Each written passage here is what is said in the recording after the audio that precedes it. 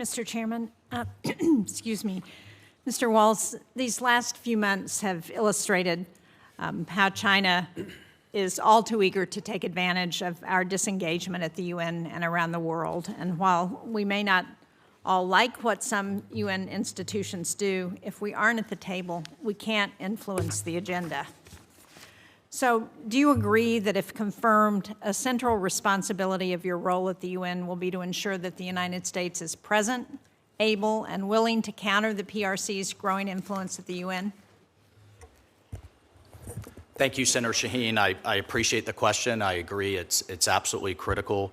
And if confirmed, yes, I agree. I will take just a second to point out, under the first Trump administration, under the 2018 National Security Strategy, he really led the pivot, which I think pivoted the entire national security apparatus in Washington, D.C., away from the Middle East, away from counterterrorism, not as a zero sum, but to focus on the near-peer threat that China absolutely is. And then just in this administration, Secretary Rubio's first trip was down to Panama to address what we've all heard, hearing after hearing, an encroachment on the Panama Canal, a strategic waterway. Panama is now the first Latin American country in decades to back away from the Belt and Road Initiative. The malicious behavior, but also the potential of the Chinese Communist Party, the malicious behavior, the potential of the relationship, I should say, will be top of mind for me. I know it is for the Secretary and the President. I agree with you, Congressman. That's why I find it so puzzling that there's been no coherent strategy for how to address China within this administration. There's no consistent messaging.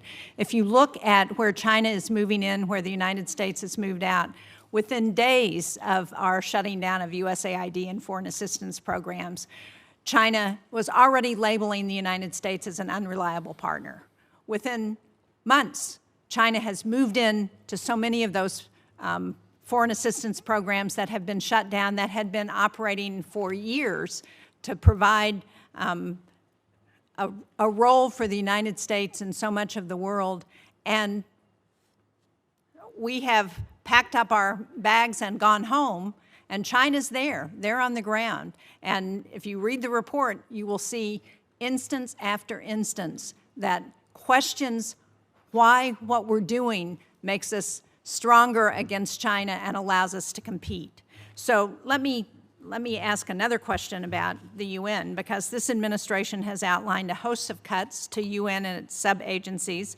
It makes no secret of its disdain for multilateral institutions, but I haven't seen a plan from the administration on how it intends to push back against the PRC's influence. So can you describe how you think we should be doing that?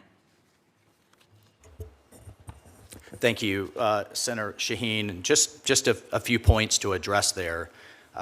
Number one, I look forward to reading the report and to working with you, the committee, and the team on that. I have to tell you, though, in my experience, even in the last 6 months, but even more broadly, I've seen partners in the Middle East that were heading into the PRC's orbit make it very clear that they want to work with the United States, particularly since the election of President Trump. I think the peace agreement between the DRC and Rwanda that we just saw in the Oval Office, China has had all kinds of activities across Africa, but they've also heavily polluted, bring in their own labor, often engage in certain types of corruption. As we have a race for national resources to power the economies of the future, I think that was an incredible moment. And from the president's perspective, I feel confident in saying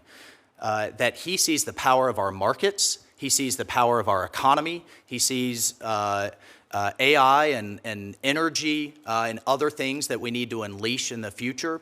First and foremost, of course, we have to have a strong and capable military, but truly where he's seeking to win this competition, and we will win it, is through those economic endeavors. And I'll also say, to answer your question more directly with the UN, we've actually seen leadership of major agencies by the PRC go down.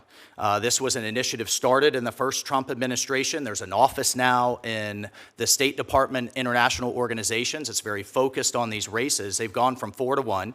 But I take your point. They're also pushing their folks at the mid and lower levels, and we need to compete in that space.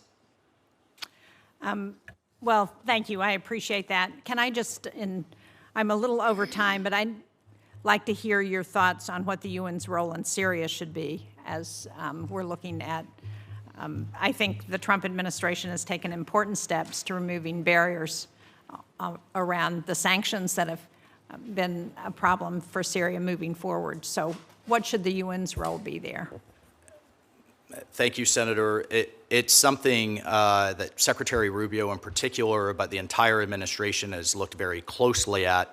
I mean, since we had the fall of the Assad regime during the transition, I actually think it was a bit of a good news bipartisan story on how everyone worked together to make what has been a bold step in the president lifting sanctions. So to answer your question directly, first and foremost, if confirmed, is to work with our allies and partners. We have literally years and layers of sanctions that were intended for the Assad regime, counter-Iranian influence, and as the Saudis, the Emiratis, our Gulf Arab allies, the Turks in particular, under now the leadership of Ambassador Tom Barrack, I think there's tremendous opportunity there, but we have a moment. It almost reminds me of kind of the post-Libya phase where we have a moment that we can seize, or if Syria devolves into chaos, I think it could pull the region with it. But right now it's a moment of opportunity, and I hope to complement both Special Envoy Witkoff, Secretary Rubio,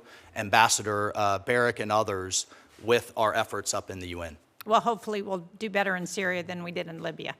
Thank you, Mr. Chairman. Amen to that. Senator Shaheen, thank you for that. And Senator Waltz, thank you for your focus on